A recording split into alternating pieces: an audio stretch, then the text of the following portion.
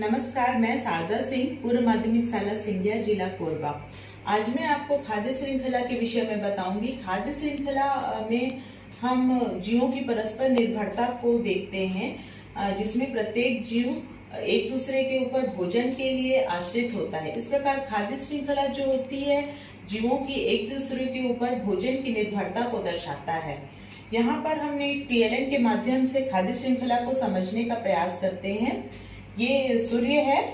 हम जैसा कि जानते हैं कि जो सूर्य है वो प्रकृति में ऊर्जा का मुख्य स्रोत है। प्रकृति के जितने भी जीव हैं वो कहीं न कहीं सूर्य पर ही आश्रित होते हैं। प्रकृति का हर जीव, जो हरे पौधे होते हैं, वो प्रकाश संश्लेषण की क्रिया के द्वारा अपना भोजन स्वयं बनाते हैं। उसके पश्चात जो यहाँ पर मैं एक घास का खाद्य श्रृंखला दिया हुआ है, इसके माध्यम से आपको बताती हूँ कि जो सूर्य है, सूर्य के प्रकाश का उपयोग करके जितने भी हरे पौधे हैं, जिनको हम उत्पादक कहते हैं, ये अपना भोजन स्वयं बनाते हैं प्रकाश संश्लेषण की क्रिया के द्वारा। इसके पश्चात जो हरे पौधे हैं उनको भोजन के रूप में जो प्राइमरी कंज्यूमर या फिर प्राथमिक उपभोक्ता होते हैं वो भोजन के रूप में ग्रहण करते हैं प्रोड्यूसर को या फिर उत्पादकों को। इसके पश्चात यहाँ पर हम देखते हैं कि टिड्डे को भोजन के रूप में फ्रॉग या मेढक जो है वो ग्रहण करता है, तो ये जो है द्वितीयक उपभोक्ता या सेकेंडरी कंज्यूमर कहलाएगा। इसके पश्चात द्वितीयक उपभोक्ता को भोजन के रूप में सांप जो है वो लेते हैं, तो जो सांप है वो यहाँ पर तृतीयक उपभोक्ता कहलाता है, क्योंकि ये भोजन के रूप में द्वितीयक उपभोक्ता को लेते हैं। इस प्रकार अंत में फाइनल कंज्यूमर या अंतिम उपभोक्ता के रूप में बाज या चील आते हैं। इसके पश्चात जब ये मर जाते हैं फाइनल कंज्यूमर, तो ये जो डीकम्पोजर हैं, जो जीवाणु या कवक हैं, ये सारे डीकम्पोजर या अपघटक के अंतर्गत आते हैं।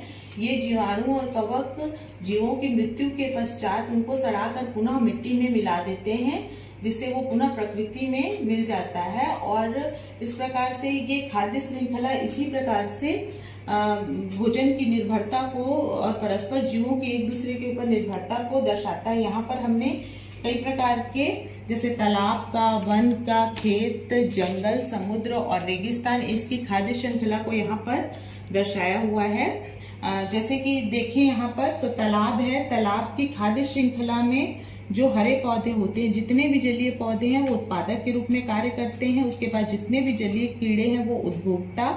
उसके बाद जो छोटी मछली है यहाँ पे द्वितीयक उपभोक्ता के रूप में, और बड़ी मछली तृतीयक उपभोक्ता के रूप में खाद्य श्रृंखला का निर्माण करते हैं। इसी प्रकार अगर हम वन का देखें तो वन में जितने भी हरे पौधे होते हैं और जो भी हरे पौधे, घास है, वो वहाँ उत्पादकों के रूप में होते हैं। इन उत्पादकों को, घास को जैसे हिरण भोजन के रूप में ग्रहण करता है, तो ये यहाँ पर उपभोक्ता हो गया, ये द्वितीयक उपभोक्ता। बाघ यहाँ तृतीयक उपभोक्ता, और बाघ की मृत्यु के पश्चात पुनः जीवाणु और कवक उनको सड़ाकर मिट्टी में मिला देते हैं।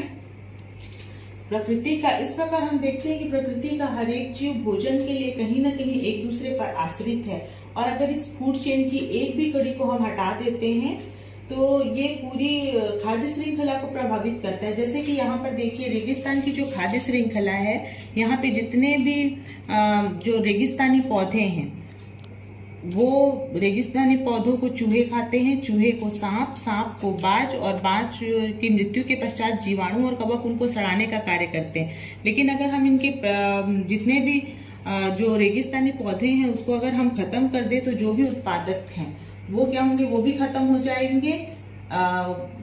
उपभोक्ता के खत्म होने से द्वितीयक उपभोक्ता खत्म हो जाएंगे, और द्वितीयक उपभोक्ता के खत्म होने से तृतीयक उपभोक्ता। मतलब अगर हम खाद्य श्रृंखला की एक कड़ी को भी हटाते हैं तो इससे पूरी प्रकृति प्रभावित होती है, पूरी खाद्य श्रृंखला प्रभावित होती है। इस प्रकार से हम देखते हैं कि खाद्य श्रृंखला पारिस्थितिक तंत्र का एक बहुत ही महत्वपूर्ण अंग है, जो कि जीवों की परस्पर निर्भरता को दर्शाता है। TLM के माध्यम से हम बच्चों को जीवों की इस प्रकार की खाद्य श्रृंखला बनाने को बता सकते हैं। और चूंकि प्रकृति में एक यहाँ पे जैविक विविधता देखने के लिए मिलती है, यहाँ बहुत सारे जीव हैं, अतः बच्चे अपने से भी इस तरह का TLM निर्माण कर सकते हैं, जिसमें वो हमारे अलावा, जैसे मैंने जिनको रखा है उसके अलावा वो दूसरे जीवों को भी रख सकते हैं और अलग अलग खाद्य श्रृंखला का निर्माण कार्य कर सकते हैं। आज के लिए इतना ही। धन्यवाद।